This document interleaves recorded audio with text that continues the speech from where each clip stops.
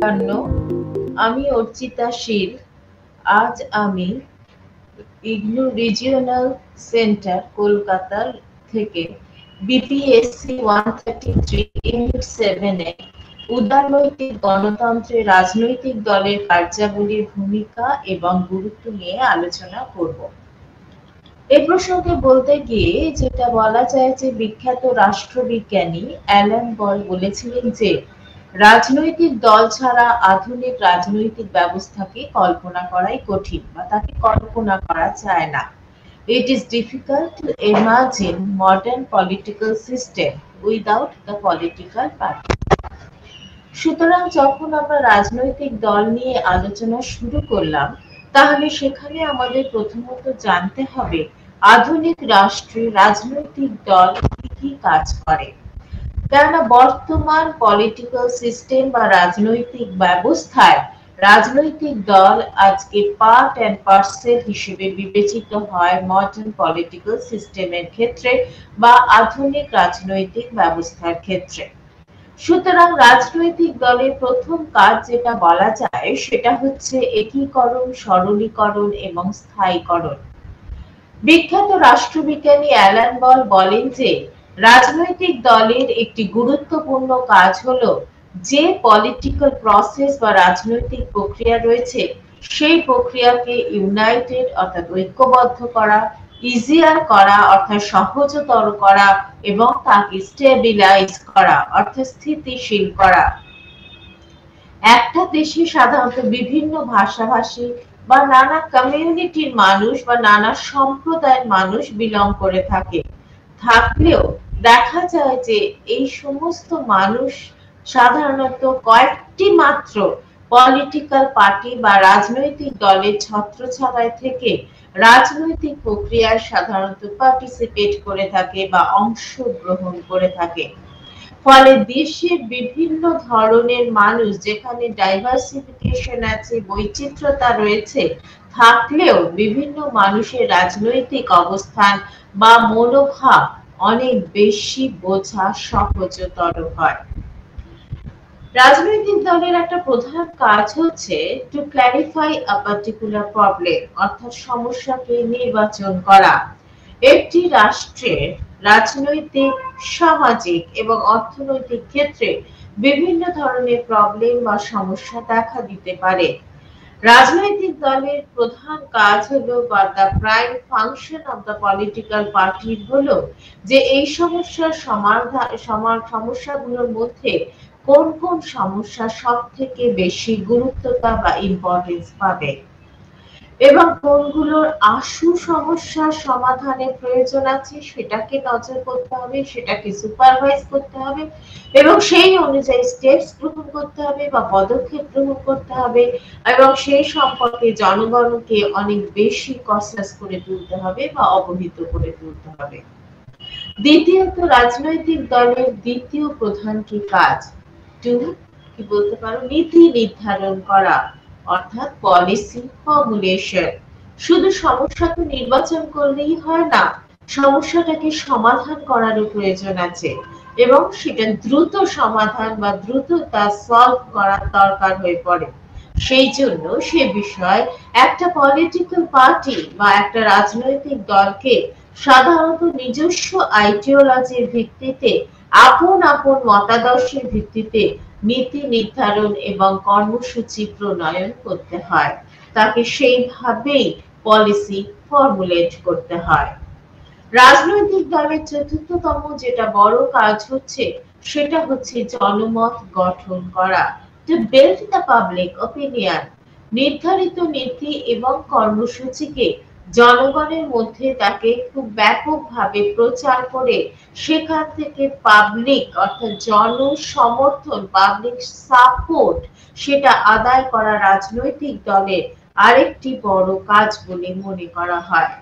প্রতিটি দলই তার নীতি নির্ধারিত কর্মসূচি অনুযায়ী সাধারণত সভা, সমিতি, বেতার ভাষণ, তারপর হচ্ছে কর্মীদের সঙ্গে কোনো একটা জায়গায় মিলিত হওয়া, পত্র পত্রিকা, ইস্তেহার প্রকাশ ইত্যাদির মাধ্যমে পাবলিক ওপিনিয়ন বিল্ড করতে পারে বা জনমত গঠন করতে পারে। এক্ষেত্রে বলা যায় আদর্শের ভিত্তিতে, কিন্তু তারা তাদের নিজস্ব আইডিওলজি বা আদর্শের ভিত্তিতে রাজনৈতিক দলগুলি তার কাজ পারফর্ম করে থাকে। তাই রাষ্ট্রবিজ্ঞানী, বিখ্যাত রাষ্ট্রবিজ্ঞানী লাসেল বলেছিলেন যে রাজনৈতিক দলকে তিনি একটা বলেছিলেন আদর্শের দালাল বলে উল্লেখ করেছিলেন। অর্থাৎ রাজনৈতিক দলের কিন্তু এটা বড় গুরুত্বপূর্ণ কাজ, to build the public opinion in proper way. এরপরে যেটা রাজনৈতিক দলের আরেকটি কাজ হয় সেটা হচ্ছে প্রার্থী মনোনয়ন করা এবং নির্বাচনী প্রচার করা। মানে কি, প্রতিটি রাজনৈতিক দলের লক্ষ্য হলো থ্রু ইলেকটোরাল প্রসিডিউর বা নির্বাচনের মাধ্যমে টু ক্যাপচার দ্য পলিটিক্যাল পাওয়ার, অর্থাৎ রাজনৈতিক ক্ষমতা দখল করা। এই উদ্দেশ্যে সাধারণত এভরি পলিটিক্যাল পার্টি বা প্রতিটি রাজনৈতিক দলই সাধারণত ইভ অফ দ্য ইলেকশন বা নির্বাচনের প্রাককালে সাধারণত যোগ্য বা যেটা প্রপার একজন প্রার্থীকে মনোনয়ন করে এবং তার পক্ষে বা তার হয়ে সাধারণত ব্যাপক প্রচার বা প্রোপাগান্ডা চালায়।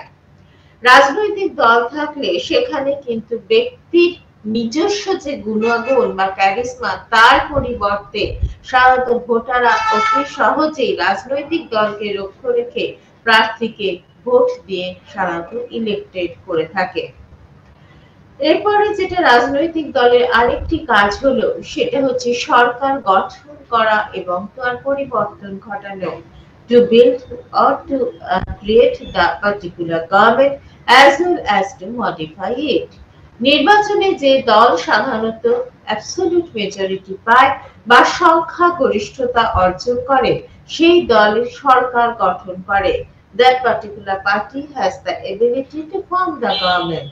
এবং জনগণের দেওয়া জনগণের যে প্রতিশ্রুতি দিয়েছে সেই প্রতিশ্রুতি অনুযায়ী সে চেষ্টা করে বা that particular party tried to conduct the administration in that particular way through the formation of the government, অর্থাৎ সরকারের মাধ্যমে সেইভাবে শাসন কার্যকে পরিচালনা করার চেষ্টা করে। যদি নির্বাচনে কোনো সেই দল কোনোভাবে অ্যাবসলিউট মেজরিটি পার্লামেন্টে হারিয়ে ফেলে তবে সেই দলকে কিন্তু পদত্যাগ করতে হয়, আর সেই দলকে বলবো না, সেই সরকারকে পদত্যাগ করতে হয় এবং তখন কি হচ্ছে অল্টারনেটিভ একটা সরকার বা বলতে পারো পরিবর্ত একটা সরকার কি করা হয়, তৈরি করা হয়, যে রাষ্ট্র ক্ষমতাকে পরিচালনা করে থাকবে। সুতরাং দেখা যায় যে যেখানে সাধারণত বাইপার্টি সিস্টেম থাকে বা দ্বিদলীয় ব্যবস্থা থাকে সেখানে যে দল সংখ্যাগরিষ্ঠতা অর্জন করে গভর্নমেন্ট ফর্ম করে সেই দলের ক্ষমতা আছে কি হচ্ছে সরকার পরিচালনা করা, এবং যদি সে কোনোভাবে তার মেজরিটি হারায় পার্লামেন্টের ফ্লোরে তবে তখন যে দল বিরোধী আসনে বসে অপোজিশনের রোল প্লে করে সেই দলই সাধারণত সেই ক্ষমতা নেয় এবং তখন সেই particular party has the ability to form that particular government, অর্থাৎ তখন সেই সরকারকে গঠন করা সে চেষ্টা করে। এছাড়াও রাজনৈতিক দলের আরেকটা কি কাজ হলো তো বলতে পারো যে সরকারের স্বৈরচারিতাকে রোধ করা, অর্থাৎ two resist the dictatorship of the government, অর্থাৎ বিরোধী দলের একটা কাজ হচ্ছে সরকারকে কি করা, the opposition party has the main aim to criticize the government, অর্থাৎ বিরোধী দলের কাজই হচ্ছে সরকারকে সমালোচনা করা এবং ভুল ভ্রান্তিগুলো সম্পর্কে জনগণকে কনসাস করে দেওয়া বা সচেতন করে দেওয়া, তার ফলে সরকার কখনোই অটোক্রেটিক হতে পারে না বা স্বৈরাচারী হতে পারে না। এছাড়াও রাজনৈতিক দলের কি কাজ হলো সরকার এবং জনগণের মধ্যে সংযোগ রক্ষা করা, to create a good relation or a connection between the government and the people of that particular country, অর্থাৎ রাজনৈতিক দলের আরেকটি গুরুত্বপূর্ণ কাজ হচ্ছে সরকার এবং জনগণের মধ্যে একটা রিলেশন, একটা কর্ডিয়াল রিলেশন এস্টাবলিশ করা, অর্থাৎ যোগসূত্র স্থাপন করা। দলের মাধ্যমে সরকার জনসাধারণের সাধারণত যে ওপিনিয়ন, যে মতামত এবং অভাব অভিযোগগুলোকে তারা কি করতে পারে, বুঝতে পারে বা জানতে পারে, এবং সেই অনুযায়ী সে তখন সরকার তার কাজকে পারফর্ম করে, রাজনৈতিক দলও সেইভাবে সরকারকে এগিয়ে যেতে সহায়তা করে। এছাড়া হচ্ছে কি কাজ করে রাজনৈতিক দল? রাজনৈতিক দলের আরেকটি যেটা প্রধান কাজ হচ্ছে to spread the political education, অর্থাৎ রাজনৈতিক শিক্ষার বিস্তার ঘটানো, জনসাধারণকে রাজনৈতিক বিষয়ে ব্যাপারে তাকে যথেষ্ট এডুকেটেড করে তোলা, শিক্ষিত করে তোলা, কসাস করে তোলা, সচেতন করে তোলা, এটা কিন্তু রাজনৈতিক দলের একটা গুরুত্বপূর্ণ বিষয় হিসেবে বিবেচিত হয়। এছাড়াও রাজনৈতিক দলের আর কি কাজ রয়েছে? স্বার্থের গ্রন্থিকরণ করা, অর্থাৎ to amalgamate the various interest of the people. রাজনৈতিক দলের কাজ হচ্ছে সাধারণত ভিন্নমুখী অনেক ধরনের মানুষ যেহেতু একটা রাষ্ট্রে বাস করে, সুতরাং সেখানে স্বার্থের বিভিন্নতা লক্ষিত হয়। তাই রাজনৈতিক দলের কাজ হলো ভিন্নমুখী স্বার্থ এবং যে প্রেশার ক্রিয়েট করে বিভিন্ন গোষ্ঠী, সে চাপের মধ্যে একটা কোঅর্ডিনেশন ঘটানো বা সমন্বয় সাধন করা।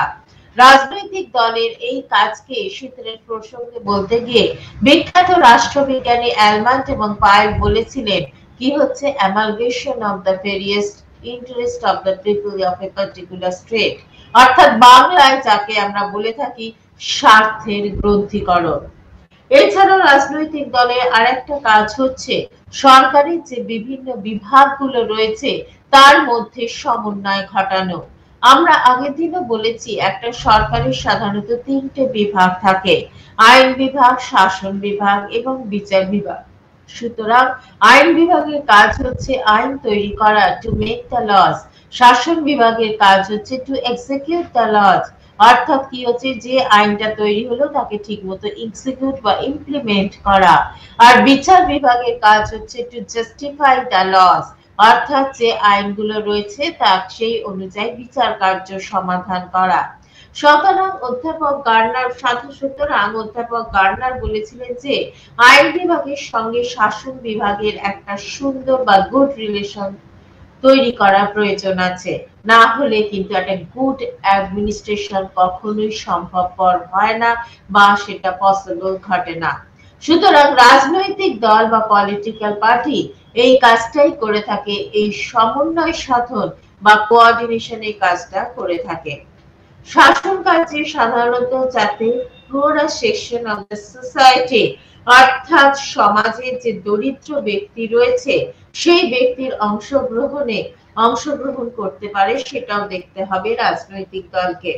বর্তমানে নানা কারণে আজকে দেখা যাচ্ছে election expenditure of a particular election সেটা কিন্তু অত্যন্ত বেশি ইনক্রিজড হয়েছে বা বৃদ্ধি পেয়েছে, কিন্তু রাজনৈতিক দলগুলি নির্বাচনে ব্যয়ভার বহন করে এইসব নির্বাচনে ব্যয়ভার গ্রহণ করে বা সেটাকে বহন করে, ক্যারি করে। তার ফলে কিন্তু ব্যক্তির পক্ষে নির্বাচনে জয়লাভ করা সম্ভবপর হয়। এছাড়া রাজনৈতিক দলের আর কি কি কাজ রয়েছে? প্রধানত বলা যায় এই হিসেবে বলা যায় to prepare the voter list, অর্থাৎ ভোটার তালিকা প্রস্তুত করা, ভোটদান যাতে জনসাধারণ সুষ্ঠুভাবে দিতে পারে সেটাকে লক্ষ্য রাখা বা সুপারভাইজ করা, যখন ভোট কাউন্টিং হবে সেটা যাতে প্রপারলি হয় এবং সেই ক্ষেত্রে সেটা যাতে ঠিক মতো হয়, সেখানে যেন কোনো রকম অসুবিধে না হয় বা সেখানে কোনো লুফলস যাতে না থাকে সেগুলো দেখাও কিন্তু রাজনৈতিক দলের কাজ হয়ে দাঁড়ায়। এছাড়াও রাজনৈতিক দলীয় উদ্যোগে সাধারণত কি হচ্ছে একটা education of the aged people, সেই কনসেপ্টটা যাতে বাড়াতে পারে, বয়স্ক শিক্ষার কি হচ্ছে প্রসারণ ঘটাতে পারে, আলোচনা ইত্যাদি শিক্ষামূলক কাজে যাতে তারা পার্টিসিপেট করতে পারে, এখানেও কিন্তু রাজনৈতিক দলের একটা কাজ বলে বিবেচিত হয়। এছাড়া নানা রকম ন্যাচারাল ক্যালামিটিস আছে, যেমন ফ্লাড, বন্যা, খরা, ভূমিকম্প ইত্যাদি বিপর্যয় মানুষের পাশে দাঁড়িয়ে রাজনৈতিক দল তাদের হয়ে মানুষের হয়ে কাজ করে মানুষের দুঃখ কষ্টকে কমাবার বা লাঘবের চেষ্টা করতে পারে। এরপরে আমরা যেটা পড়বো সেটা হচ্ছে এক দল ব্যবস্থা, অর্থাৎ ওয়ান পার্টি সিস্টেম। সাধারণত যদি একটি মাত্র দলের অস্তিত্ব থাকে তাকেই আমরা সোজা কথায় সংবিধান বলে থাকি রাজনৈতিক দল বা ওয়ান পার্টি পলিটিক্যাল পার্টি নিয়ে এই রাজনৈতিক ব্যবস্থা বা পলিটিক্যাল সিস্টেমটা ডেভেলপ করেছে। এবং একটি মাত্র রাজনৈতিক দলের অস্তিত্ব থাকলে বা সংবিধানে বা কনস্টিটিউশনে শুধু একটি মাত্র দলের কথা বলা থাকলে সেই ব্যবস্থাকে আমরা সেই সিস্টেমকে ওয়ান পার্টি সিস্টেম বা একদলীয় ব্যবস্থা বলে মেনশন করতে পারি। একদল ব্যবস্থায় শুধুমাত্র রাষ্ট্র সমর্থিত বা স্টেট সাপোর্ট নিয়ে যে দল গড়ে উঠেছে সেই দল ছাড়া অন্য কোনো রাজনৈতিক দল থাকে না। অর্থাৎ ওয়ান পলিটিক্যাল পার্টি থাকে, আদার কোনো পলিটিক্যাল পার্টি এক্সিস্টই করে না, বা বলতে পারো যে সেটা থাকতেই পারে না। কিছুদিন আগে বলতে পারা যায় যে এককেন্দ্রিক শাসন ব্যবস্থায় বা ইউনিটারি পলিটিক্যাল সিস্টেমে সাধারণত একদল ব্যবস্থা একটা ব্যবস্থা দেখা যেত। কিরকম দেখা যেত? একদল ব্যবস্থা, অর্থাৎ একদলীয় শাসন ব্যবস্থা সেখানে দেখা যেত। এক সময় যদি ইতিহাসের পাতা উল্টানো যায় তাহলে দেখা যায় শক্তিধর রাষ্ট্র হিসেবে জার্মানি আছে, ইতালি আছে, স্পেন আছে, পর্তুগাল আছে, সেখানে কিন্তু একদলীয় বা ওয়ান পার্টি সিস্টেম লক্ষিত হয়ে থাকে। এমনকি ঠান্ডা যুদ্ধের পরবর্তীকালে সোভিয়েত ইউনিয়ন, যেটা আগে ইউএসএসআর ছিল, সেটা ভেঙে খণ্ডিত হয়ে গিয়ে রাশিয়া তৈরি হয়েছে। কিন্তু এক সময় সোভিয়েত ইউনিয়নেও কিন্তু ওয়ান পার্টি সিস্টেম ছিল বা একদল ব্যবস্থা ছিল। বর্তমানে এই ধরনের একদলীয় ব্যবস্থা সাধারণত সদ্য স্বাধীন যে দেশগুলো বা রাষ্ট্রগুলো রয়েছে বেশিরভাগ আফ্রিকান কান্ট্রিগুলোতে সেখানে ভীষণভাবে পরিলক্ষিত হচ্ছে বা সেখানে সেই অবজারভেশনটা দেখা যাচ্ছে। এছাড়াও বলা হচ্ছে রাজনৈতিক ব্যবস্থায় যদি একদলীয় ব্যবস্থা হয় তার মধ্যে এখানে বলা হচ্ছে সেটা সেই রাজনৈতিক ব্যবস্থা কিন্তু মনে করা উচিত নয় যে সর্বনিয়ন্ত্রকবাদ।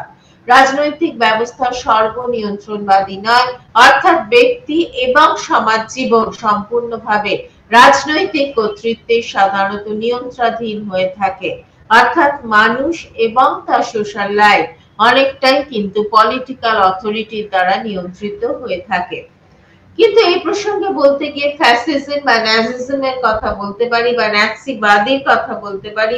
সেখানে দেখা যায় ফ্যাসিবাদী বা নাৎসিবাদী সর্বনিয়ন্ত্রণবাদী অর্থাৎ টোটালিটেরিয়ান স্টেটের কথা যদি বলি, সেখানে যে একদল ব্যবস্থা দেখা গেছে তাতে কিন্তু কোনো সেই দল তাতে কোনো কি হচ্ছে পার্সোনাল ফ্রিডম বা ব্যক্তি স্বাধীনতার কোনো এক্সিস্টেন্স ছিল না।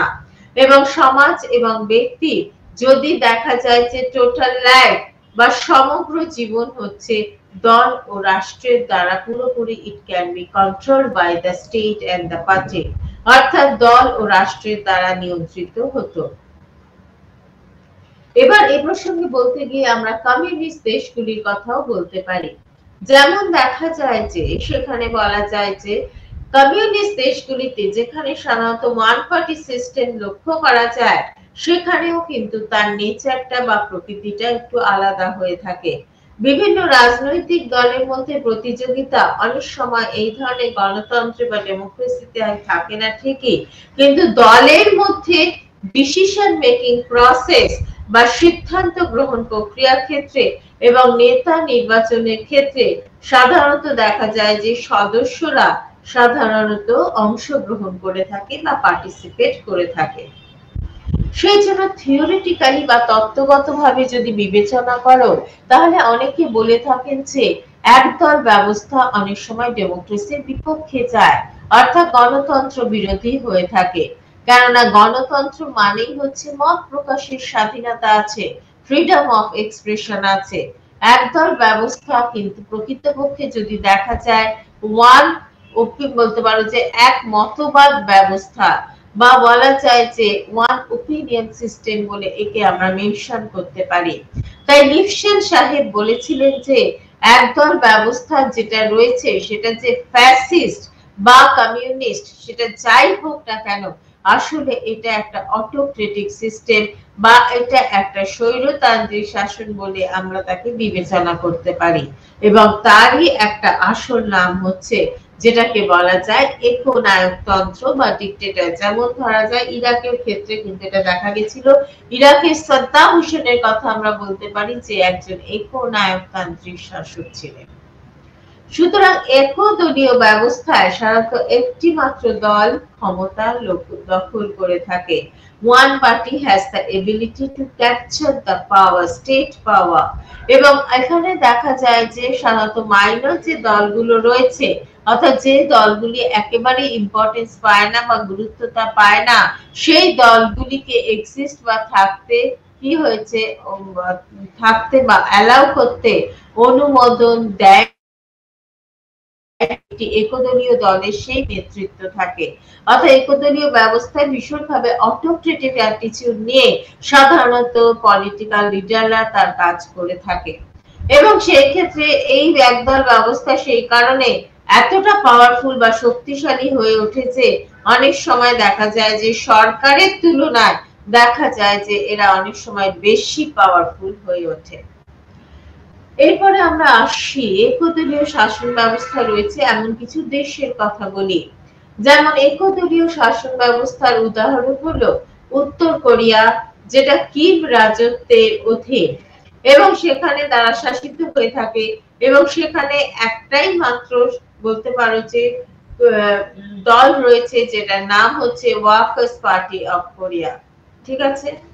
দ্বিতীয়ত বলা যায় আমরা যে এত পিআরসি বা পিপলস রিপাবলিক অফ চায়না বা গণসাধারণতন্ত্রী চীনকে কথা বলি, সেখানেও কিন্তু একটা ওয়ান পার্টি সিস্টেম দেখা যায়, অর্থাৎ একদলীয় রাষ্ট্র দেখা যায়। এবং সেখানে অর্থ হচ্ছে যে চীনের কমিউনিস্ট পার্টি কিন্তু বা কমিউনিস্ট দলের প্রচুর ক্ষমতা রয়েছে বা প্রচুর পাওয়ারফুল চাইনিজ কমিউনিস্ট পার্টি। এবং দেখা যায় যে এই চীনের কমিউনিস্ট দলের দেখা যাচ্ছে জেনারেল সেক্রেটারি অনেক সময় প্রেসিডেন্ট হিসেবেও তার ভূমিকা পালন করে থাকে। চীনের কথা তো বললাম, এরপরে আসি আরেকটা দেশের কথা, দ্যাট ইজ হচ্ছে ভিয়েতনাম। এবং ভিয়েতনামের আইনত রাজনৈতিক দল হচ্ছে ভিয়েতনাম কমিউনিস্ট দল, অর্থাৎ কমিউনিস্ট পার্টি অফ ভিয়েতনাম, বা যাকে আমরা সিপিভি বলে মেনশন করতে পারি। এই দলই বলা যায় স্টেট সিস্টেম বা রাষ্ট্র ব্যবস্থা, পাবলিক মিডিয়া বা গণমাধ্যম এবং সামরিক ব্যবস্থাকে সাধারণত দেশের যে মিলিটারি সিস্টেম আছে তাকে সাধারণত নিয়ন্ত্রণ করে থাকে। আরেকটি দল আছে ভিয়েতনামিজ ফাদারল্যান্ড ফ্রন্ট পার্টি, যাকে সংক্ষেপে ভিএফএফ বলা হয়। এবং সেখানে দেখা যায় যে সাধারণত এই রকম যে উল্লেখযোগ্য এই দুটো দল ছাড়া রাষ্ট্র ব্যবস্থায় কি রয়েছে, সাধারণত কিছু কিছু পার্টি থাকলেও সাধারণত দেখা যায় যে ভিয়েতনামের কমিউনিস্ট দল এবং আর্টিকেল 4 অনুযায়ী বা সংবিধানের যে 4 নম্বর আর্টিকেল রয়েছে, অনুচ্ছেদ আছে, সেই অনুযায়ী সাধারণত অ্যাবসলিউট পাওয়ার বা চূড়ান্ত ক্ষমতা এনজয় করে থাকে। এছাড়াও দেখা যায় আরেকটা দেশের কথা বলি, যেটাকে আমরা ফিদেল কাস্ট্রো দেশ হিসেবে একমাত্র চিনতাম, দ্যাট ইজ কিউবা। কিউবাতেও কোনো দল ক্যাম্পেনিং মিটিং অর্থাৎ ক্যাম্পেইন করে না, ঘরে ঘরে গিয়ে ক্যাম্পেইন করা বলা, সেই জিনিসটা করতে পারে না। কিউবার কমিউনিস্ট দলে দেখা যায় যে তারা প্রেসিডেন্ট প্রতি 5 বছরের জন্য ইলেক্টেড হয়ে থাকেন বা নির্বাচিত হয়ে থাকেন। এবং সেখানে তিনি ওই পদের জন্য একবারই যে তাকে নির্বাচিত হতে হবে তা নয়, 5 বছর টেনিউর শেষ হয়ে গেলে আবার তিনি নির্বাচনে পার্টিসিপেট করতে পারে। সেই জন্য সেখানে রাষ্ট্রপতি ওই ডিজায়ার পদের জন্য বা পোস্টের জন্য অসংখ্যবার নির্বাচনে কি করতে পারেন, লড়তে পারেন। এই প্রসঙ্গে বলতে গিয়ে বিখ্যাত রাষ্ট্রবিজ্ঞানীও বলবো না, ঠিক ফিলোসফারই বরং বলা যায়, সেটা হচ্ছে দুর্ভাজা। তিনি নির্বাচন ধরনের দল ব্যবস্থার কথা বলেছিলেন।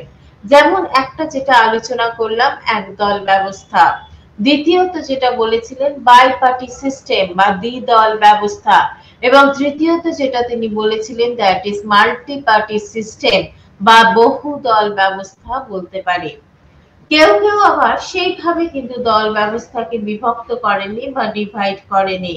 কেউ কেউ আবার কি বলেছেন যে দলকে এভাবে বিভাজিত করা যায়, যেটা হচ্ছে যে প্রতিযোগিতামূলক নয় এবং নয়, আর একটা নয় অপ্রতিযোগিতামূলকের ভিত্তিতেও দল ব্যবস্থাকে ভাগ করা যায়। অর্থাৎ একদিকে প্রতিযোগিতামূলক দল ব্যবস্থা থাকতে পারে, আর একদিকে অপ্রতিযোগিতামূলক দল ব্যবস্থা থাকতে পারে। এইটা বলতে গিয়ে অ্যালান বলও একটা মজার কথা বলেছিলেন। অ্যালান বল কিন্তু দুটোতেই ক্ষান্ত থাকেননি। অ্যালান বল 7 ধরনের দল ব্যবস্থার কথা বলেছিলেন। একটা হচ্ছে ইউনিট, মানে বলতে পারো যে একদল ব্যবস্থা, দ্বিতীয়ত হচ্ছে প্রভুত্বকারী দল ব্যবস্থা, তৃতীয়ত হচ্ছে সুস্পষ্ট বাইপার্টি সিস্টেম বা দ্বিদল ব্যবস্থা, চতুর্থত হচ্ছে অস্পষ্ট দ্বিদল ব্যবস্থা, পঞ্চমত হচ্ছে আড়াই দল ব্যবস্থা, 6 হচ্ছে সুস্থিত বহুদল ব্যবস্থা এবং সপ্তমত যেটা বলা যায় যে অস্থিত বহুদল ব্যবস্থা বা অস্থির বহুদল ব্যবস্থা। এরপরে আমরা যেটা আসি সেটা হচ্ছে প্রভুত্বকারী দল ব্যবস্থা। তার কি কি বৈশিষ্ট্য থাকতে পারে? অ্যালান বল দল ব্যবস্থা শ্রেণী বিভাজনে এক ধরনের বলা যায় যে কোয়াসি বলতে পারো প্রচ্ছন্ন একদল ব্যবস্থার কথা উল্লেখ করেছিলেন। এই ব্যবস্থা কেন কেন বলা হলো যে একটা প্রচ্ছন্ন একদল ব্যবস্থা? বলা হলো এই কারণে যে এই ব্যবস্থায় একাধিক দলের, অর্থাৎ সেখানে তার এক্সিস্টেন্স থাকে বা অস্তিত্ব থাকে, কিন্তু একটি দলই সাধারণত প্রধান রূপ গ্রহণ করে এবং প্রভুত্বকারী গোষ্ঠীতে পরিণত হয়। সুতরাং তখন যদি একটা দল সর্বেসর্বা হয়ে ওঠে, তখন অন্যান্য দলগুলির গুরুত্ব বা ইম্পর্টেন্স কমে যায়। সুতরাং অন্যান্য রাজনৈতিক দলগুলি অনেকটাই নিষ্প্রভ হয়ে পড়ে। এই ধরনের দল ব্যবস্থাকে আমরা কি বলি? প্রভুত্বকারী দল ব্যবস্থা বলে থাকি। এবং সেখানে দেখা যায় যে এমনকি বহুদলীয় ব্যবস্থার যে লুপহোলস গুলো রয়েছে, ত্রুটিগুলো রয়েছে, সেখানেও দেখা যায় সেগুলোকে রেকটিফাই করার চেষ্টা করা হয় এবং বলা হয় যে বহুদলীয় ব্যবস্থায় একাধিক দলের আলাপ আলোচনা বা আঘাতের মধ্য দিয়ে সাধারণত প্রভুত্বকারী দল ব্যবস্থা গড়ে উঠতে পারে। তাহলে এবারে আসে যেটা কি আসে, প্রশ্ন আসে যে প্রভুত্বকারী দল ব্যবস্থার কি কি প্রধান বৈশিষ্ট্য রয়েছে। প্রথমত বলা যায় যে এই ব্যবস্থায় সাধারণত একাধিক দলের অস্তিত্ব থাকে এবং এই দল কিন্তু একাধিক দলের এক্সিস্টেন্স বা অস্তিত্ব থাকলেও একটি দল সাধারণত প্রাইমা ফ্যাক্টর হিসেবে কাজ করে বা প্রধান হয়ে থাকে এবং দীর্ঘদিন ধরে for a long time that particular party administer the whole country, অর্থাৎ দীর্ঘকাল ধরে শাসন ক্ষমতাকে পরিচালনা করে থাকে। দ্বিতীয়ত বলা যায় যে এই ব্যবস্থায় যদি লক্ষ্য করো, সেখানে দেখা যায় যে অপোজিশন সেভাবে একটা ইম্পর্টেন্ট রোল বা বিরোধী দল খুব একটা বেশি গুরুত্ব লাভ করতে পারে না। এবং সেখানে দেখা যায় যে সাধারণত দুর্ভাষা বলেছিলেন যে একাধিক ক্রমে দীর্ঘকাল ধরে প্রধান রাজনৈতিক দলের প্রভুত্ব সেখানে অক্ষুণ্ণ থাকে বা যেরকম এক্সিস্ট করছে সেটাই বজায় থাকে। তার ফলে বিরোধী দলের সেরকম কোনো কাজ থাকে না বা বিরোধী দল অনেকটাই পাওয়ারলেস হয়ে যায়। এরপর যেটা বলা যায়, এইখানে বলা যায় যে এই ব্যবস্থা নামে দ্বিদল ব্যবস্থা আমরা বলছি যদিও, বা অনেক সময় অনেকে বলেছেন it is a multiparty system, বহুদলীয় ব্যবস্থা হলেও কার্যত কিন্তু অনেক রাষ্ট্রবিজ্ঞানী বলেন যে এটা একটা একদলীয় ব্যবস্থা হয়ে থাকে এবং একে বলা হয় যে প্রচ্ছন্ন একদল ব্যবস্থা হিসেবে আমরা তাকে উল্লেখ করতে পারি বা মেনশন করতে পারি। এরপর প্রভুত্বকারী ব্যবস্থায় যদি দেখো, সেখানে দেখা যায় যে একাধিক দল থাকে বলে অনেক সময় মতামত প্রকাশের স্বাধীনতা, ফ্রিডম অফ এক্সপ্রেশন, সেটাও সেভাবে থাকে না। সেই জন্য দেখা যায় যে সাধারণত লিডারশিপ কোয়ালিটি যুক্ত প্রভুত্বকারী বলা যায় যে দল ব্যবস্থা, সেটা কিন্তু বেশি দিন খুব একটা লক্ষিত হয়নি। এরপরে আমরা যেটা আলোচনা করব সেটা হচ্ছে বাইপার্টি সিস্টেম বা দ্বিদলীয় ব্যবস্থা। প্রথমটা বললাম একদলীয় ব্যবস্থা বা ওয়ান পার্টি সিস্টেম। এরপরে যেটা আমরা আলোচনা করব সেটা দ্বিদলীয় ব্যবস্থা বা বাইপার্টি সিস্টেম। দুটি মাত্র রাজনৈতিক দল থাকলে কিংবা রাজনৈতিক ক্ষমতা দীর্ঘকাল ধরে দুটি দলের মধ্যে যদি কুক্ষিগত থাকে, তাকে আমরা বাইপার্টি সিস্টেম বলতে পারি। এবং সেক্ষেত্রে দেখা যায় যে সাধারণত একটা দ্বারা দেশ শাসিত হয়, আর একটা সাধারণত বিরোধী আসনে বা অপোজিশনের রোল প্লে করে। যেমন গ্রেট ব্রিটেনের কথা বলতে পারি, আমেরিকা যুক্তরাষ্ট্র, নাগরিক যুক্তরাষ্ট্র, অস্ট্রেলিয়া, নিউজিল্যান্ড ইত্যাদি দেশে সাধারণত বাইপার্টি সিস্টেম বা দ্বিদলীয় ব্যবস্থা আছে। এই ব্যবস্থায় কি দেখা যায়, দুটি দলের মধ্যে যে দল সংখ্যাগরিষ্ঠতা বা মেজরিটি পেয়ে থাকে, সেই দল সাধারণত সরকার গঠন করে। আর অন্যদিকে যে দলটা তোমার কি হচ্ছে, যে ক্ষমতায় আসতে পারলো না, সে তখন অপোজিশনের রোল বা বিরোধী দল পালন করে। অ্যালান বল তাই এই দ্বিদল ব্যবস্থাকে সাধারণত একটা ডিস্টিংক্ট বাইপার্টি সিস্টেম বা সুস্পষ্ট দ্বিদলীয় ব্যবস্থা বলে উল্লেখ করেছেন। আবার অনেক সময় তিনি বলেছেন সবসময় সুস্পষ্টতা লক্ষিত হয় না, বরং সেখানে অস্পষ্ট দ্বিদলীয় ব্যবস্থা লক্ষ্য করা যায়। এছাড়া তিনি তৃতীয় বলা যায় যে বলতে পারো আর এক ধরনের দল ব্যবস্থার কথা বলেছেন, যাকে আমরা আড়াই দল বা বলতে পারো 2.5 এরকম আড়াই দল বলে উল্লেখ করতে পারি। আচ্ছা, এই প্রসঙ্গে বলা যায় যে সাধারণত দ্বিদলীয় ব্যবস্থায় সবসময় সাধারণত দুটি দলের মধ্যে এই কম্পিটিশনটা লক্ষিত হয়, এই প্রতিযোগিতা লক্ষ্য করা যায়, এবং যে দল নির্বাচনে সাধারণত অ্যাবসলিউট মেজরিটি পায়, সেই দল সরকার গঠন করে, অন্য দল বিরোধী আসনে বসে। অ্যাজ ফর এক্সাম্পল আমরা ব্রিটেনের কথা বলতে পারি। ব্রিটেনেও কিন্তু বাইপার্টি সিস্টেম রয়েছে বা দ্বিদলীয় ব্যবস্থা রয়েছে, এবং সেখানে দেখা যায় যে দল সেখানে খুব সুবিধে, মানে কিরকম বলতো, সেখানে যদি কোনো তর্ক বিতর্ক হয়, যেমন যে দল সরকার গঠন করেছে সে তখন নিজেকে রেকটিফাই করে নেয়, বা যদি সেখানে সে মেজরিটি হারায়, তখন কিন্তু তৃতীয় দল কি হচ্ছে, সরকারের এই দ্বিতীয় দল সরকারের আসনে বসে। যেমন ব্রিটেনে কি বলা হয়, যে রাজনৈতিক দল রয়েছে তাকে আমরা বলে থাকি সাধারণত, যেটা রয়েছে বাইপার্টি সিস্টেম রয়েছে, এবং সেখানে একটা দল রয়েছে যেটা কনজারভেটিভ পার্টি বা রক্ষণশীল রয়েছে, আর একটা যে পার্টি রয়েছে সে অপোজিশন বা বিরোধী আসনে কি রয়েছে, অলংকৃত করে রয়েছে। এছাড়াও দেখা যায় যে সেই সময় বলা যায় যে রাষ্ট্র যেখানে দ্বিদলীয় ব্যবস্থা থাকে, সেখানে অনেক সময় ছোটখাটো যে দলগুলো, ছোটখাটো যে দলেরও অস্তিত্ব লক্ষিত হয়ে থাকে, কিন্তু তারা যে কখনো কোনো যে সবসময় যে শক্তিশালী হবে এমন কোনো কথা নেই। নির্বাচনের ফলে তারা কখনো সময় তারা কোনো রকম প্রভাব বিস্তার করতে পারে না। তাই অনেক সময় এই ছোটখাটো যে দলগুলো, তারা অনেক সময় বড় দলগুলির সঙ্গে কি করে ফেলে, যুক্ত করে ফেলে, এবং তাই ব্রন্ডের আড়াই দলের কথা বলেছিলেন এই প্রসঙ্গে বলতে গিয়ে। এরপর যেটা বলা যায় সেটা হচ্ছে দ্বিদলীয় ব্যবস্থার কি কি উদাহরণ লক্ষ্য করা যায়। মার্কিন যুক্তরাষ্ট্রে সাধারণত দ্বিদলীয় ব্যবস্থা বর্তমান রয়েছে, এবং সেখানেও যে দ্বিদলীয় ব্যবস্থা রয়েছে, সেই দ্বিদলীয় ব্যবস্থা দুটি দলের দ্বারা আবর্তিত হয়ে থাকে। একটা হচ্ছে ডেমোক্রেটিক পার্টি বা গণতান্ত্রিক দল, এবং অন্যটি হচ্ছে প্রজাতান্ত্রিক দল বা রিপাবলিকান পার্টি।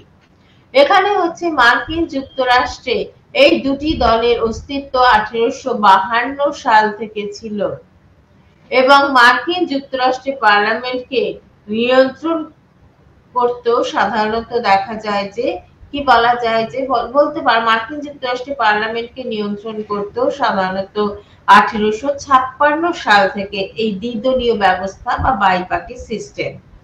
কিন্তু ব্রিটেন এই প্রসঙ্গে বলতে গিয়ে বা ব্রিটেনের প্রসঙ্গটাও আমরা একটু টানি। ব্রিটেনে দ্বিদলীয় ব্যবস্থা আছে, তবে সেখানে সাধারণত এই দ্বিদলীয় ব্যবস্থায় সাধারণত কি হয়ে থাকে, দলগুলি কি বলতে পারো যে কিছুটা ভূমিকা পালন করে থাকে বা রোল প্লে করে থাকে। দুটো প্রধান কি দল রয়েছে ব্রিটেনে, একটা হচ্ছে তো রক্ষণশীল বা কনজারভেটিভ পার্টি, আর একটা হচ্ছে শ্রমিক দল বা লেবার পার্টি। উদারনৈতিক গণতান্ত্রিক দল সাধারণত 2015 সাল পর্যন্ত কোন শক্তি কোন শক্তিশালী তৃতীয় দল হিসেবে বর্তমান ছিল এক সময় এই উদারনৈতিক বা লিবারাল পলিটিক্যাল পার্টি। কিন্তু ঘটনাটা ঘটে গেল বা পাল্টে গেল 2015 সালে। দেখা যাচ্ছে নির্বাচনের পর দেখা যাচ্ছে এটা কি হচ্ছে, আসনের দিক থেকে স্কটিশ ন্যাশনাল পার্টি এবং ভোটের দিক থেকে সাধারণত ইউকে ইন্ডিপেন্ডেন্স পার্টির বিশেষ গুরুত্বটা কি হতে পেতে শুরু করলো। এরপর আমরা যেটা আসি সেটা হচ্ছে অস্ট্রেলীয় রাজনৈতিক ব্যবস্থা। আমরা ব্রিটেনের কথা বললাম, আমেরিকার কথা বললাম, এরপর যেটা বলছি অস্ট্রেলীয় পলিটিক্যাল পার্টির কথা বলছি। সেখানে দেখা যায় যে অস্ট্রেলীয় রাজনৈতিক ব্যবস্থায় একটা সাধারণত দেখা যায় যে বলতে পারো একটা ডিফ্যাক্ট শিল্পী ব্যবস্থা পরিলক্ষিত হয়।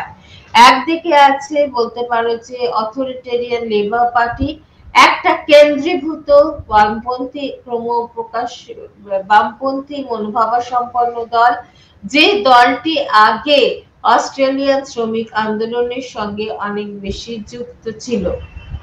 এরপরে অন্য দলটি হচ্ছে একটা কনজারভেটিভ পার্টি বা একটা রক্ষণশীল দল, এবং যেটা সাধারণত দেখা যায় যে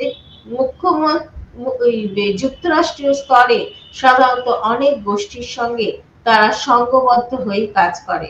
সুতরাং দেখা যাচ্ছে যে সেখানে হয়তো কাজের সুবিধার জন্য কেন্দ্র রাজ্য এরকম ভাগাভাগ করে দেওয়া হয়েছে, এবং সেখানে দেখা যাচ্ছে যে তাতে কিন্তু বলা যায় যে এই স্তরে যুক্তরাষ্ট্রীয় স্তরে সাধারণত এই দুটো দলের মধ্যে অনেক বেশি ইন্টিমেসি বা সুসম্পর্ক পরিলক্ষিত হয়। এরপরে আমরা যেটা বলবো সেটা হচ্ছে বহুদলীয় ব্যবস্থা বা যাকে আমরা মাল্টি পার্টি সিস্টেম বলি।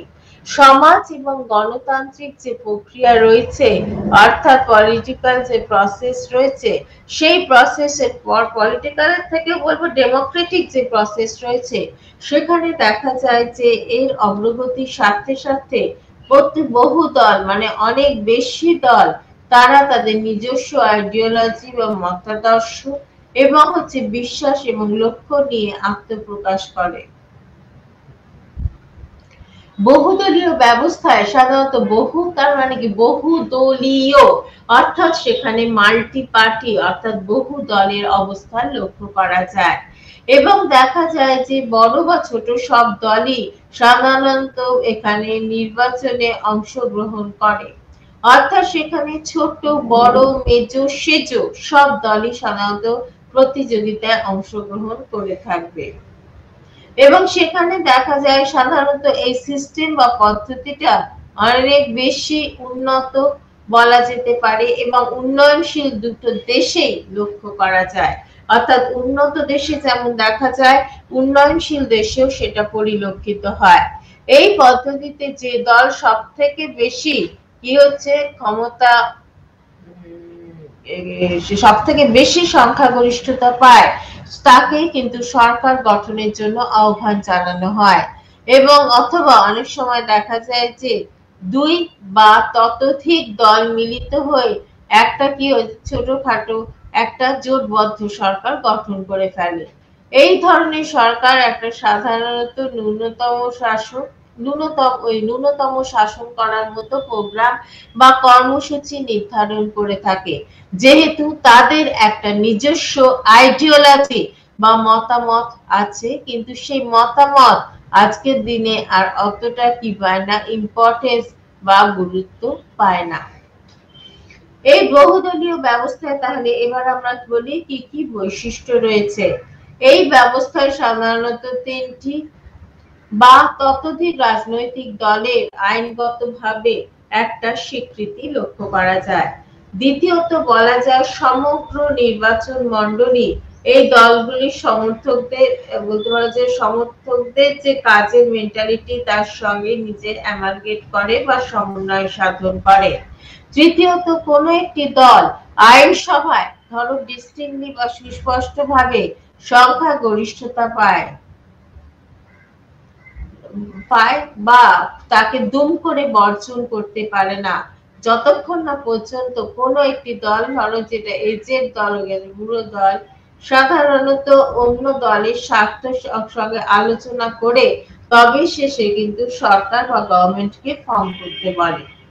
তাই অ্যালান বল বলেছিলেন যে বহুদলীয় ব্যবস্থা কাকে বলে আমি আগে বলি আরেকবার ক্ষেত্রে। সেক্ষেত্রে অ্যালান বলের মতে বহুদলীয় ব্যবস্থায় দুটি বৈশিষ্ট্য লক্ষ্য করা যায়। একটা হচ্ছে স্থায়িত্ব সম্পন্ন দল, আর একটা হচ্ছে দায়িত্বহীন বহুদল ব্যবস্থা। এবার বলা যায় যে তাহলে দায়িত্ব সম্পন্ন বহুদল ব্যবস্থা বলতে বা স্থায়িত্ব সম্পন্ন বহুদল ব্যবস্থা বলতে কি বলা যায়। সেখানে বলা হচ্ছে যে এই স্থায়িত্ব বলা যায় যে স্থায়িত্ব এই সুসম্পন্ন যে সুস্পষ্ট যে বহুদলীয় ব্যবস্থা রয়েছে, সেখানে দেখা যায় যে প্রায়শই আর্থিকভাবে দলকে কি হচ্ছে অবহিত হতে হয় এবং সম্মিলিত হয়ে তারা এই বাজেট তৈরি না হলে সরকার কিন্তু কাজ চালাতে পারে না। ভিন্ন দলের মধ্যে এ প্রসঙ্গে হয়তো ভিন্ন ভিন্ন ওপিনিয়ন বা মতামত থাকতেই পারে, সেক্ষেত্রে থাকলেও সেটা তারা কিন্তু মোর্চা গঠন করতে পারে এবং এই ক্ষেত্রে এই মোর্চা সাধারণত বলা হয় যে অপেক্ষাকৃত সাধারণত পার্মানেন্ট হয়ে যায় বা স্থায়ী হয়ে যায়। এছাড়াও সুইডেনকে সোশ্যাল বলা যায় যে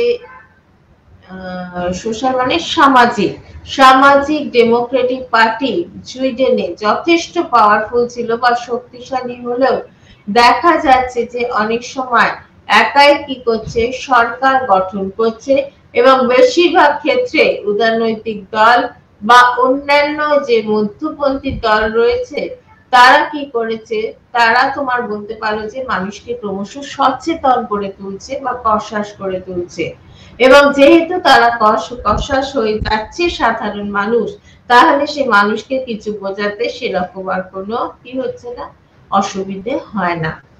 তাই নেদারল্যান্ডে এই প্রসঙ্গে আমরা নেদারল্যান্ডের কথা বলতে পারি। নেদারল্যান্ডে মোটামুটি 9টি রাজনৈতিক দল আছে যাদের প্রস্তাবনায় যাদের বলা যায় যে যাদের প্রতিনিধিরা আইনসভায় সাধারণত নির্বাচিত হয়।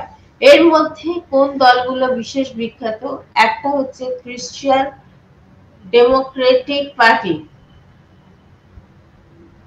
দ্বিতীয়ত যেটা বলা যায় যে উদারনৈতিক দলের বলতে পারো যে মোর্চাটা গঠিত হয় সেই মোর্চারও একটা পার্মানেন্সি থাকে বা স্থায়ী থাকে এবং তারাই সরকার গঠন করে।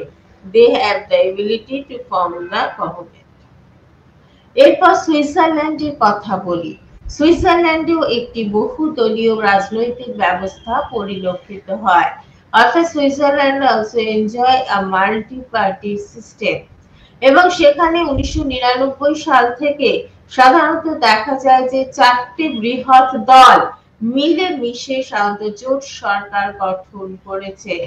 গাণিতিক ক্ষেত্রে সাধারণত দেখা যায় যে বলা যায় যে 7টা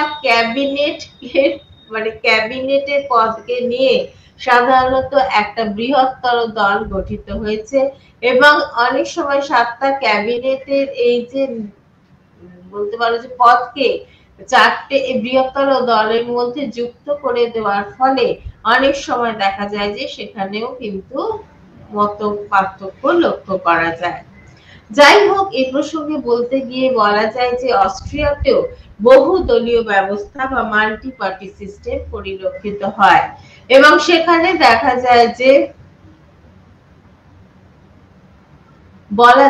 যেটা বলা যায় বহুদলীয় রাজনৈতিক ব্যবস্থা যেটা দেখা যায় সেখানে রাজনৈতিক দলের সংখ্যা আজকের দিনে কিন্তু নেহাত কম নয়, প্রায় 700টা রয়েছে এবং দেখা যায় যে সব পার্টি, তবে মনে রাখো ছোট বড় নির্বিশেষে সব পার্টি সেরকম কি পায় না, গুরুত্বটা পায় না এবং সেক্ষেত্রে দেখা যায় যে তাহলে অস্ট্রেলিয়ার কোন কোন পার্টি গুরুত্ব পায় সেখানেও একটা প্রশ্ন আসে।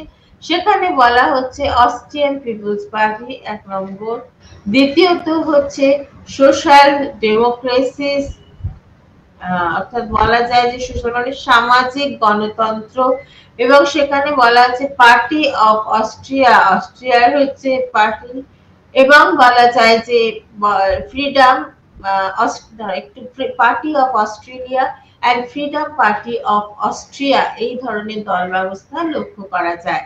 অর্থাৎ অস্ট্রিয়াতেও বহুদলীয় ব্যবস্থা রয়েছে এবং পার্টির সংখ্যাটা নেহাত কম নয়, এবং সেখানে বিভিন্ন পার্টির সমাহারে দেশের শাসন ব্যবস্থাটা পরিচালিত হয়ে থাকে।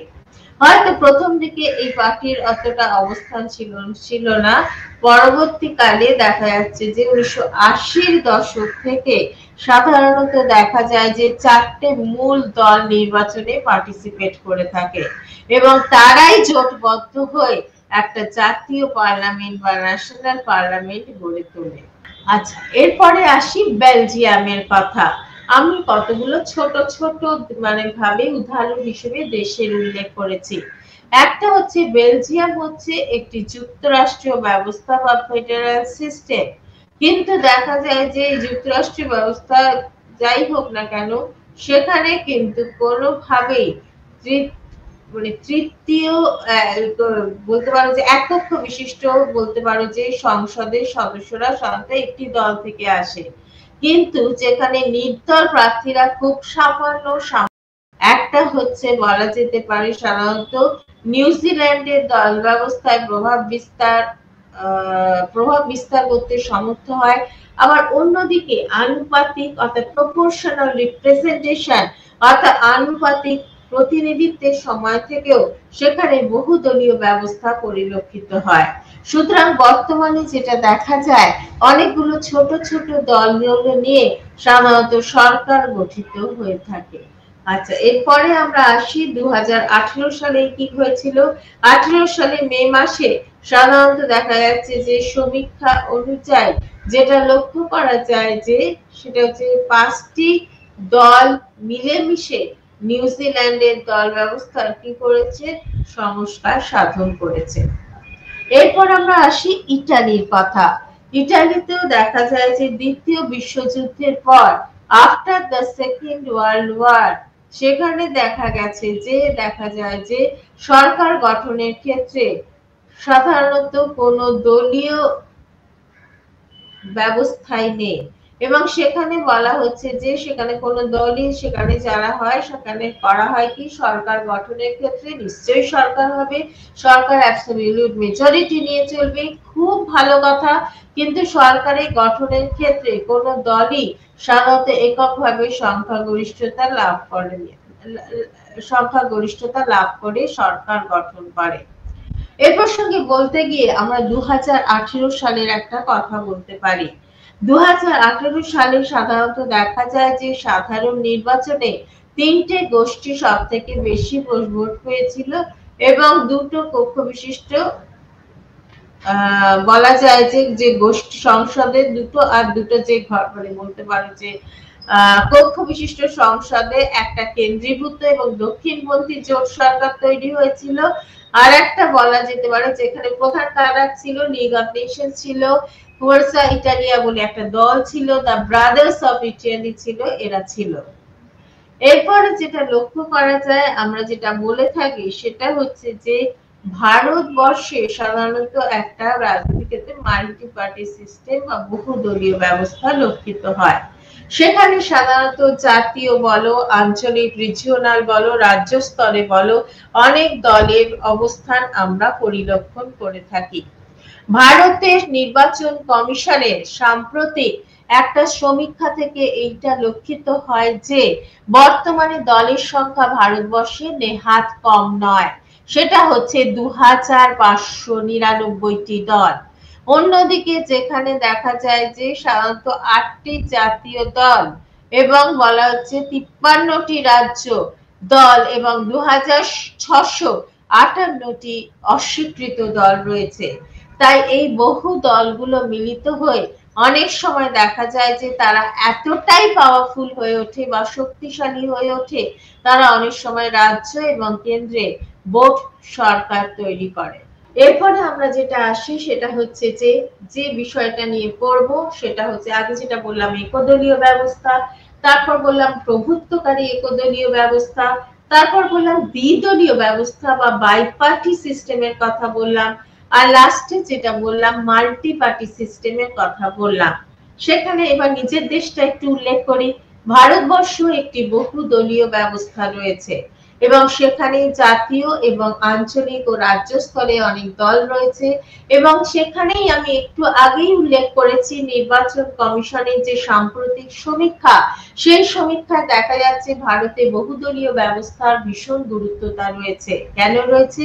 সেখানে বর্তমানে দলের সংখ্যা ভারতবর্ষে আনুমানিক নেহাত কম নয়, যেটা হচ্ছে 2599 বা 2599, যেখানে 8টা বড় জাতীয় দল বা ন্যাশনাল পার্টি রয়েছে, 53টি স্টেট পার্টি বা 53টি রাজ্য দল রয়েছে এবং 2538টি সাধারণত অস্বীকৃত দল রয়েছে।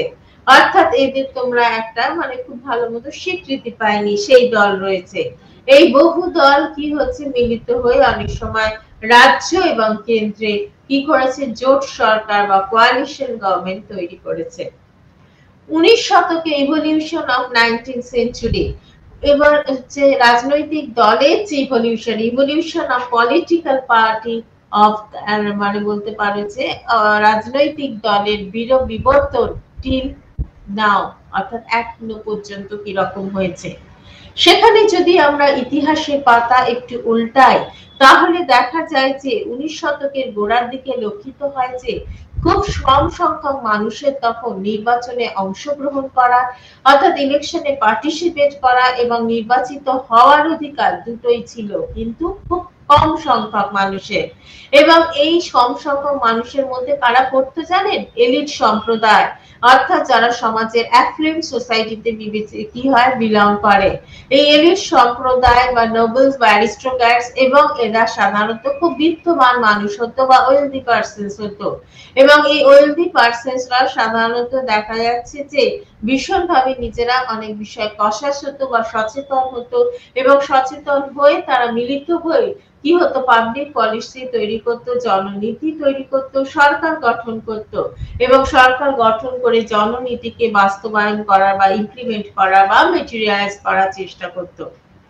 অন্যদিকে এশিয়া, আফ্রিকা এবং ল্যাটিন আমেরিকার যে দেশগুলো পরবর্তীকালে কি হয়েছে উপনিবেশ থেকে স্বাধীনতা অর্জন করেছে, সেখানে দেখা যাচ্ছে 20 শতাব্দীর প্রথমার্ধে at the first phase of 20th century সেখানে দেখা যায় একটা নতুন কনসেপ্ট বা ন্যাশনালিজমের উদ্ভব হয় এবং প্রাপ্তবয়স্ক ভোটাধিকার অর্থাৎ অ্যাডাল্ট ফ্র্যাঞ্চাইজি বলছে অ্যাডাল্ট ভোটাধিকার বা ভোট দেওয়ার যে ক্ষমতা সেখানে বলা হয় সেটা অনেক বেশি সম্প্রসারিত হয়েছিল এবং শুধু অ্যাডাল্ট সাফ্রেজ অনেক সম্প্রসারিত হয়েছিল এবং দলের সঙ্গে সঙ্গে দলের ধারণাও অনেক বৃহৎ ভাবে আসতে শুরু করে বা ব্রডার আসপেক্টে সেটা আলোচিত হতে শুরু করে। মাস পার্টির ধারণা অনেক দলের অবস্থানের কথা গড়ে ওঠে বা উল্লিখিত হয়। পার্টির সদস্য সংখ্যা অর্থাৎ সেখানে number of members of the party সেটা বৃদ্ধি পায়, সঙ্গে সঙ্গে আমলাতন্ত্র বা ব্যুরোক্র্যাট সমৃদ্ধ কেন্দ্রীভূত একটা শ্রেণীস্তর ভিত্তিক আস্তে আস্তে দেখা যায় যে সেই ধরনের অর্গানাইজেশন বা সংগঠন গড়ে উঠতে থাকে এবং বিভিন্ন দলগুলি দেশের সংসদের বাইরে at outer edge of the parliament সেখানে প্রতিষ্ঠিত মতাদর্শ বা আইডিওলজির ভিত্তিতে সাধারণত কি করছে করে এবং যে মতাদর্শ প্রতিষ্ঠিত মতাদর্শকে ভালোভাবে সুপারভাইজ করে এবং তারা যে আইডিওলজির কথা বলে তার মাধ্যমে তারা এই মতাদর্শকে চ্যালেঞ্জ জানায় এবং নিজেদের প্রতিনিধিত্ব বা লিডারশিপ এটা বাড়াবার চেষ্টা করে থাকে। অন্যদিকে 20 শতকের মাঝামাঝি সময় পর্যন্ত আমরা দেখতে পাই যে সেখানে দেখা যায় আরেকটা নতুন কনসেপ্ট, যেখানে পাশ্চাত্য গণতন্ত্র দেখা যায় যে প্লুরালিস্টিক দল ব্যবস্থার দ্বারা নিয়ন্ত্রিত হয়। প্লুরালিস্টিক মানে যেখানে অনেক দলের সম্ভাবনা রয়েছে বা নিয়ন্ত্রণ হয় তারই মাধ্যমে। পার্টি জনসংখ্যার একটা বিশাল অংশের কাছে তারা তাদের আদর্শ, তাদের নীতি এই সমস্ত নিয়ে অ্যাপিল করতে শুরু করে।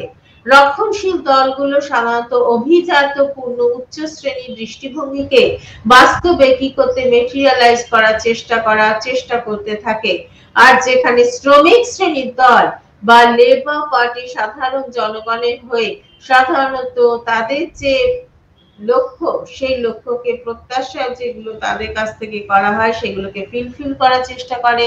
এবং যারা বেশিরভাগ সাধারণত শহরে শিল্পাঞ্চলের মানুষজন হিসেবে যুক্ত ছিল এই শ্রমিক শ্রেণী, তারা বুঝতো যে শোষণ কতখানি ভয়ঙ্কর হতে পারে। সঙ্গে সঙ্গে এগ্রিগেরিয়ান সোসাইটি বা কৃষিভিত্তিক সমাজের দিকে যদি কথা বলি, তাহলে দেখা যায় যে কৃষিভিত্তিক সমাজে দেখা যায় যে এই দলগুলি কৃষকদের স্বার্থকে বাস্তবে মেটেরিয়ালাইজ করার বা প্রতিষ্ঠিত করতে সর্বদা চেষ্টা করেছে। সুতরাং বল দেখা যায় যে সব দিক দিয়ে যদি লক্ষ্য করি, সাধারণত এই দলগুলির কিন্তু একটা করে কি ছিল, সোশ্যাল বেস বা সামাজিক ভিত্তি ছিল। কিন্তু একটা এন্ড অফ 20th সেঞ্চুরি অর্থাৎ বিংশ শতাব্দীর শেষের দিকে বা পরের দিকে যদি দেখি, দেখা যায় যে সাধারণত প্রাপ্তবয়স্ক ভোটাধিকার এবং দ্বিতীয় বিশ্বযুদ্ধের সময় প্রচুর সম্পত্তি, জনসম্পদ নষ্ট, ফলে সমাজের সনাতন যে ধারণা, সেই ধারণাটা অনেকখানি নষ্ট হয়ে যায়। এই সময় কি হচ্ছে, পরিবর্তিত পরিস্থিতিতে রাজনৈতিক দলগুলি অনেকটা এক ধরনের কনসেপ্ট নিয়ে চলতে শুরু করে। সেটা কি রকম, ক্যাচ-অল অর্গানাইজেশন, এই মানসিকতা নিয়ে চলতে শুরু করে। এবং তারা সেই সময় নিজেদের বাঁচানোর জন্য, নিজেদের সার্ভাইভ করানোর জন্য বিভিন্ন সামাজিক গোষ্ঠী ও তাদের স্বার্থকে যথেষ্ট ইম্পর্টেন্স বা গুরুত্ব দিতে শুরু করে। তাহলে প্রথমে এবারে যে প্রসঙ্গটা আসে, ক্যাচ-অল কথাটির মানে কি? ক্যাচ-অল টার্মটির মানে হলো ইউরোপে রাজনৈতিক পার্টি যখন পথ পরিবর্তন করতে শুরু করে, তখন দেখা যায় যে অনেক দলই নির্বাচনে জয়লাভ করার জন্য এবং সরকারি ক্ষমতা বা গভর্নমেন্টাল পাওয়ারকে ক্যাপচার করার জন্য এবং ভোট আদায়ের উদ্দেশ্যে বিভিন্ন সামাজিক শ্রেণী, ধর্মীয় শ্রেণী, ঐতিহ্যগত গোষ্ঠী বা জনসংখ্যার বিভিন্ন অংশকে তারা ভীষণভাবে ইউটিলাইজ করতে শুরু করে। এই কাজ করতে গিয়ে দলগুলি অনেক সময় দেখা গেছে তাদের যে মতাদর্শ বা নিজেদের যে আইডিওলজি, সেই আইডিওলজি থেকে সরে আসতে থাকে। তাই সব বলা যায় যে খুব নির্দিষ্ট মতাদর্শে বিশ্বাসী যে দলগুলি এখন ছিল বর্তমান এই আগে, সেই দলগুলি এখন ইউরোপে অবস্থান করলেও তাদের কি হচ্ছে, সংস্কার অনেকখানি সাধিত হয়েছে। তারা সঙ্গে সঙ্গে আজকে ধর্মীয় সংগঠনের স্বার্থ, পরিবেশ বিষয়ক আন্দোলন, ফেমিনিজম অর্থাৎ বলা যেতে পারে নারীবাদী মানসিকতা, চিন্তা ভাবনা, এই সমস্ত বিষয় নিয়ে কি করছে, অনেক বেশি ব্যস্ত হয়ে পড়ছে। তার ফলে দেখা যায় যে আধুনিক কালে রাজনৈতিক দলের ভূমিকা অনেক বেশি ইনক্রিজ করেছে বা বৃদ্ধিপ্রাপ্ত হয়েছে। এরপর একেবারে রিসেন্ট এরা বা সাম্প্রতিক অতীতে বা সাম্প্রতিক, সেক্ষেত্রে যদি একটু রিসেন্ট এরার একটু অতীত বা একটু পুরনো দিকটা দেখি, সেখানে দেখা যায় যে তথ্য এবং প্রযুক্তির আজকে উন্নয়ন হয়েছে। উন্নয়নের ফলে রাজনৈতিক দলগুলো নতুন নতুন সাংগঠনিক যে চ্যালেঞ্জ, তার মুখোমুখি হচ্ছে। নতুন প্রযুক্তি এবং বলা যায় যে সামাজিক মাধ্যম দলগুলোকে সাধারণ মানুষের সঙ্গে যুক্ত করার চেষ্টা করছে বা যুক্ত হতে চেষ্টা করছে। দেখছে না, ডিজিটাইজেশনের যুগে আজকে সাধারণ মানুষের ক্ষেত্রে রাজনৈতিক দলগুলো কত বেশি ঢুকে গেছে সাধারণ মানুষের জীবনে। এবং তার ফলে দেখা যাচ্ছে যে লোকেদের মধ্যে অনেক সময় নতুন নতুন গোষ্ঠীরও সৃষ্টি হচ্ছে, যার ফলে দলগুলির মধ্যে আজকের দিনে অর্থনৈতিক মানে যে ব্যাপারটা, সেই ব্যাপারটা অনেকটা হ্রাসপ্রাপ্ত হয়েছে। এবং সেখানে দেখা যাচ্ছে মাস মিটিং বা ওয়ান টু ওয়ান ক্যাম্পেইনিং, এই সিস্টেমটা আর ততটা প্রয়োজন থাকছে না, বরং তারা নিজেদের মধ্যে একটা কম্পিটিটিভ অ্যাটিটিউড গড়ে তুলছে এবং সঙ্গে সঙ্গে তাদের মধ্যে একটা রাজনৈতিক দলগুলোর মধ্যে একটা অ্যাটিটিউড গড়ে তুলছে, সেটা হচ্ছে যে তাদের মধ্যে পেশাদারিত্বের মনোভাব অনেক বেশি গড়ে উঠছে। এবং এই প্রযুক্তিগত ও পেশাদার পারস্পরিকত্বের উপর ভিত্তি করে উন্নয়নশীল দেশগুলোতে এবং উন্নত দেশগুলিতে রাজনৈতিক দলগুলো আজকে সাংগঠনিক দিক দিয়ে অনেক বেশি অর্গানাইজড হয়ে যাচ্ছে বা অনেক বেশি শক্তিশালী হয়ে উঠছে এবং অনেক বেশি কেন্দ্রীভূত মানসিকতা নিয়ে চলতে সহ্য করছে এবং প্রযুক্তির সাহায্যে তারা নানা রকম নির্বাচনী ইস্তেহার, নির্বাচনী তাদের আদর্শকে সকলের মধ্যে প্রকাশ করে দেওয়ার বা প্রচার করে দেওয়ার চেষ্টা করছে, অর্থাৎ তাদের মধ্যে ভালো রকমের প্রোপাগান্ডা করার একটা দৃষ্টিভঙ্গি তৈরি হচ্ছে। সুতরাং তারা আজকের দিনে ফোকাস গ্রুপ এই মানসিকতা নিয়ে চলছে, প্ল্যান্ড পাবলিক রিলেশন এইভাবে নিজেদের দলকে আরো বেশি করে সংঘবদ্ধ করার চেষ্টা করছে।